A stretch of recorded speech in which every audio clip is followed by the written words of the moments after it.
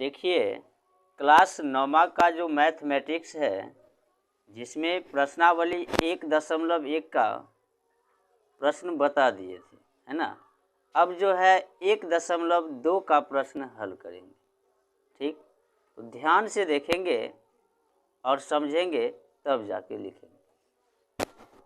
सबसे पहले है कि नीचे दिए गए कथन सत्य या असत्य है, कारण के साथ उत्तर दीजिए, है ना। नीचे में जो कथन दिया गया है वो सत्य है या असत्य है। ठीक, वो कारण के साथ जो है उत्तर देना है ना। अब देखिए, सत्य या असत्य है, जैसे कि संख्या में लिखाए होंगे परिमेय संख्या, वास्तविक संख्या, अपरिमेय संख्या, है ना, उसी के आधार पे है। यदि यह याद है तब तो आसानी से सत्य या असत्य पहचान लेंगे, है ना। देखिए, तो पहला का जो पहला है वो कहता है कि प्रत्येक अपरिमेय संख्या एक वास्तविक संख्या होती है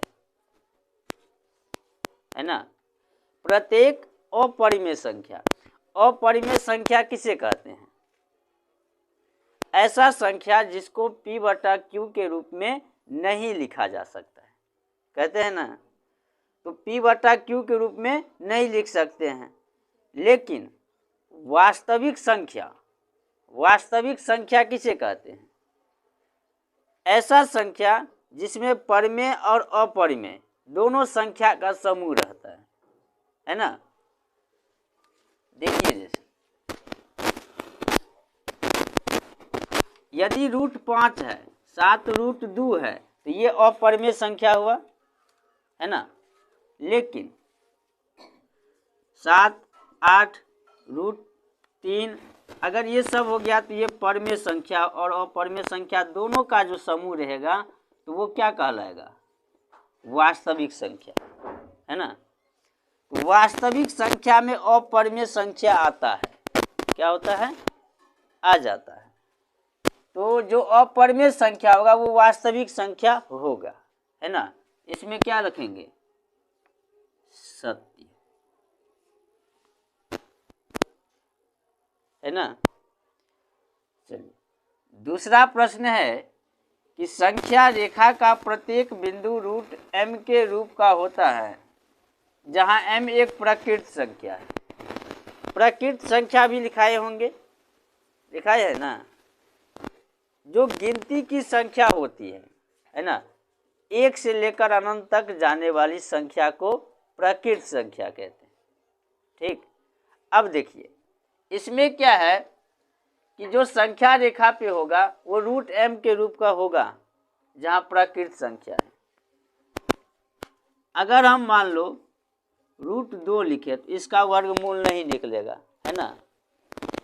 लेकिन √4 जो हम लिखेंगे तो इसका वर्गमूल कितना हो जाएगा? 2 हो जाएगा। तो सब संख्या इस प्रकार से नहीं हो सकता है ना। इसमें क्या कहता है? संख्या रेखा का प्रत्येक बिंदु, तो प्रत्येक संख्या, प्रत्येक बिंदु रूट में नहीं हो सकता है।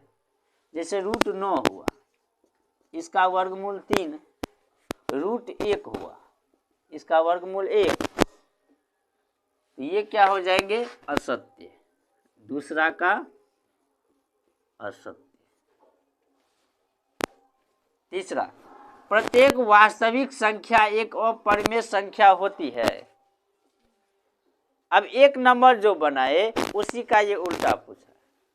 वास्तविक संख्या में परिमेय अपरिमेय दोनों होता है ना। अब वो कहता है अपरिमेय होता है, तो परिमेय वाले में अपरिमेय तो होगा नहीं, है ना। अपरिमेय में परिमेय नहीं होगा, तो ये क्या हो जाएंगे? असत्य हो जाएंगे, है ना। ये 1 नंबर प्रश्न क्या हुआ? हल हो गया, है ना। अब दूसरा देखिए क्या कहता है।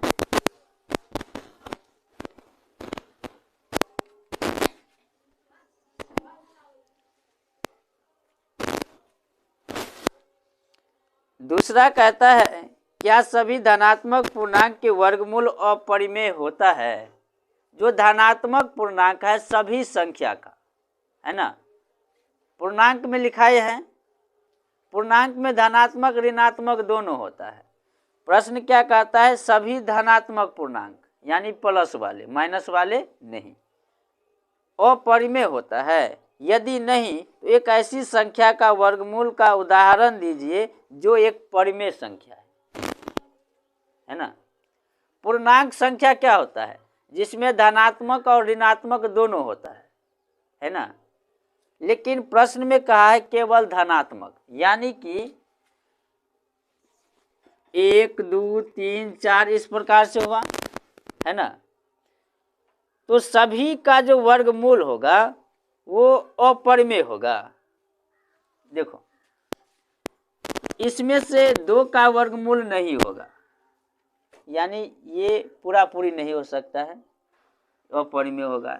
√3 1 का वर्गमूल कितना होगा, 1 हो जाएगा।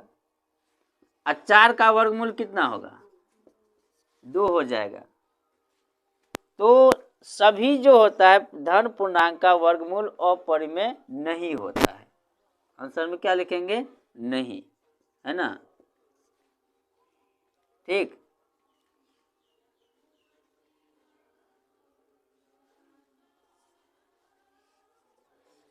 एक का वर्गमूल तो निकल जाएगा, ये अपरिमेय नहीं, ये परिमेय है। √4 है, 4 का वर्गमूल 2 हो जाएगा, ये परिमेय है। कहता है एक संख्या का उदाहरण दीजिए, हमने 2 संख्या का दे दिया क्या, √9 भी हो सकता है, √16 भी हो सकता है। तो इसका जो है वर्गमूल क्या हो जाएगा, परिमेय में हो जाएगा।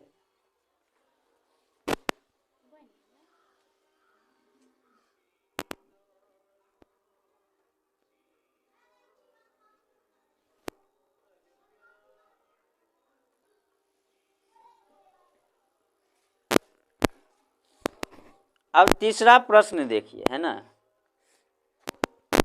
कहता है दिखाइए कि संख्या रेखा पर √5 को किस प्रकार निरूपित किया जा सकता है ना। संख्या रेखा पे दिखाना है कि √5 जो है हम कैसे निरूपित कर सकते हैं। अब देखिए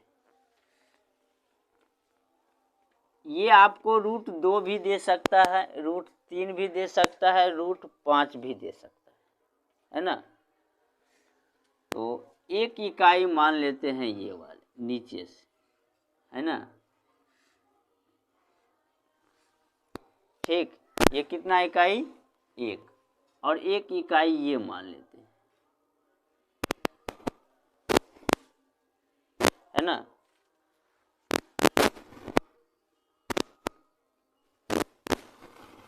ये हो गया B। यदि √2 कहेगा तो भी 1 इकाई ये मानना है, 1 इकाई ये मानना है ना। यदि √3 कहेगा तो भी ऐसे ही बनाना है, और √5 कहेगा तो भी ऐसे ही बनाना है। तो सबसे पहले निकलेगा वो √2 ही निकलेगा, है ना, चाहे कोई भी चीज का बनाएंगे। अब यहाँ देखो त्रिभुज AOB में, AOB में क्या सब है, OA बराबर 1 इकाई, है ना, और AB बराबर 1 इकाई।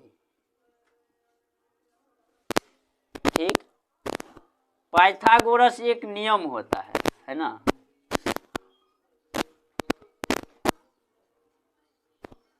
पाइथागोरस प्रमेय, जो कर्ण का स्क्वायर होता है बराबर में लंब स्क्वायर प्लस आधार स्क्वायर होता है, इसका जो स्क्वायर होगा OB का इन दोनों के स्क्वायर के योग के बराबर होंगे। OB स्क्वायर बराबर OA square plus AB square हो गया। OB का OBA, OA कितना है, 1 का स्क्वायर, है ना। AB कितना है दे दिए। ओ बी का स्क्वायर, एक का स्क्वायर करेंगे कितना होगा, और यहाँ भी एक का स्क्वायर, एक। ओ बी स्क्वायर बराबर एक एक दो, ओ बी बराबर कितना,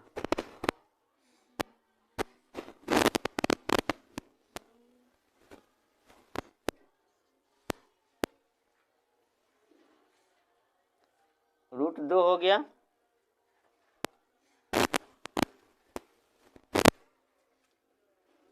ये हो गया √2, है ना। अब देखो यहाँ से यदि एक प्रकार रहेगा, है ना, ऐसे करके सीधे ऐसे कर दें,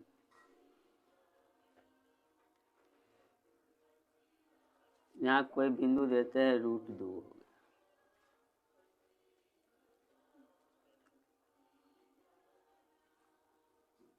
√2 कहेगा तो यहीं तक छोड़ देना, है ना। लेकिन यहाँ कहता कितना है, यहाँ कहता है √5।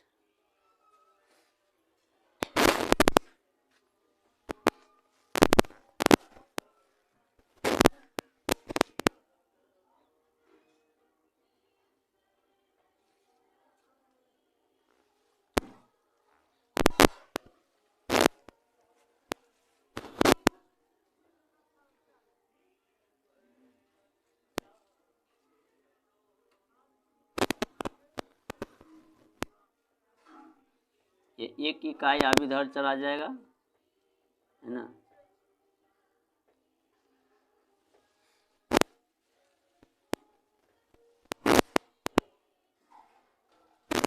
ठीक, अब ये एक इकाई हो गया, है ना। अब यहाँ से फिर एक बनाएंगे,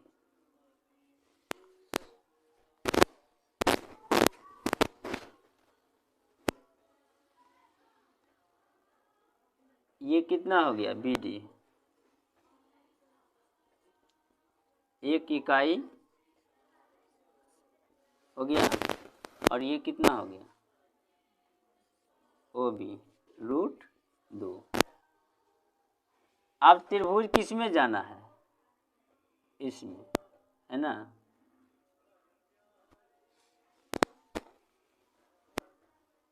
त्रिभुज BOD में OD का स्क्वायर होगा बराबर OB का स्क्वायर प्लस BD का स्क्वायर, OD का स्क्वायर, OB कितना है √2 प्लस BD कितना है 1।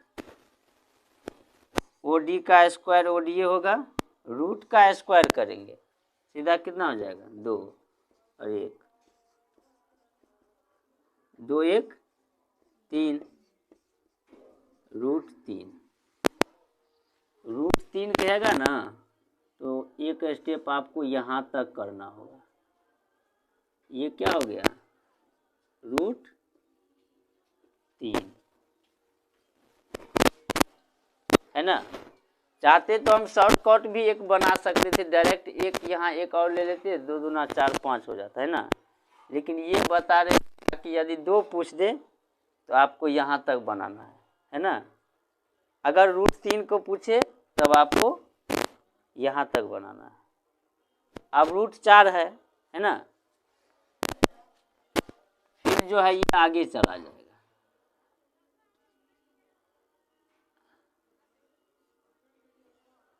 है ना। अब फिर यहाँ से ये आ जाएगा, एक इकाई ये हो गया, ये F हो गया।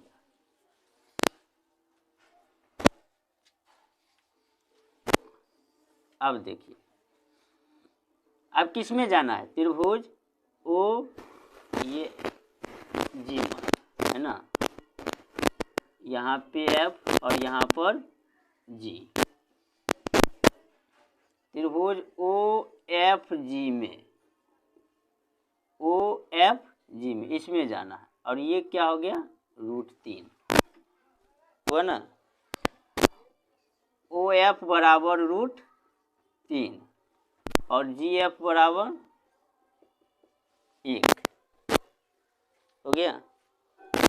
अब देखो से यहाँ पे किया ना पाइथागोरस, उसी प्रकार से यहाँ भी करेंगे त्रिभुज, हाँ इसमें पाइथागोरस लीजिए।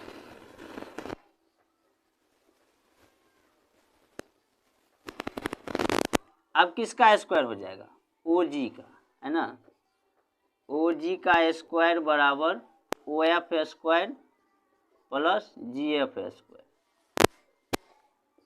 ओ जी का स्क्वायर, ओ एफ कितना है √3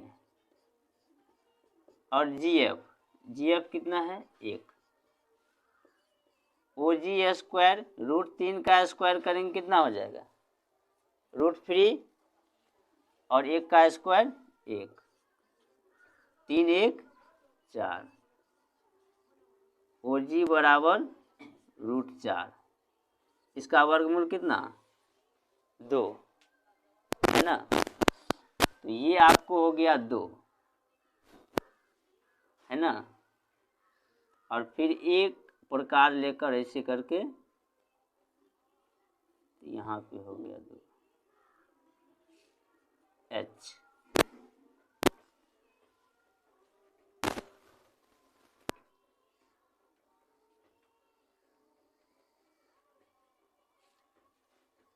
अब एक स्टेप और लेंगे, है ना,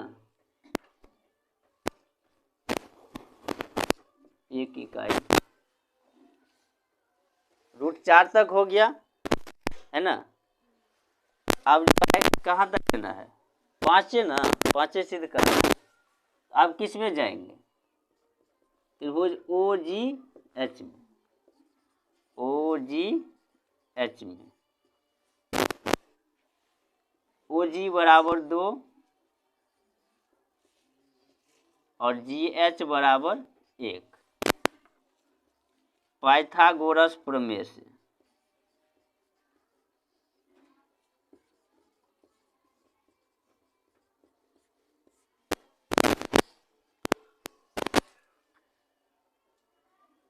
ओ एच स्क्वायर बराबर O G square plus G H square. O H square बराबर ओ जी कितना है 2 और जी एच कितना है 1, 2 दूना 4, 1 4 1 5 हो गया।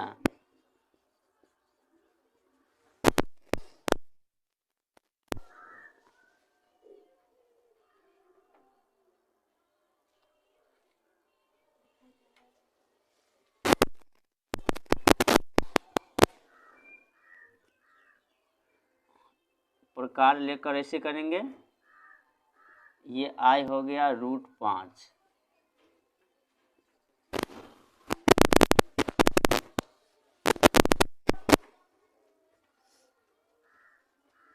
यहाँ पे हो गया ओ एच बराबर, है ना। अब इसमें देखो या √2 √3 पूछे, है ना, 2 पूछे या √5, लास्ट में √5 पूछेगा, है ना। तो आपको ऐसे ही बनाना है।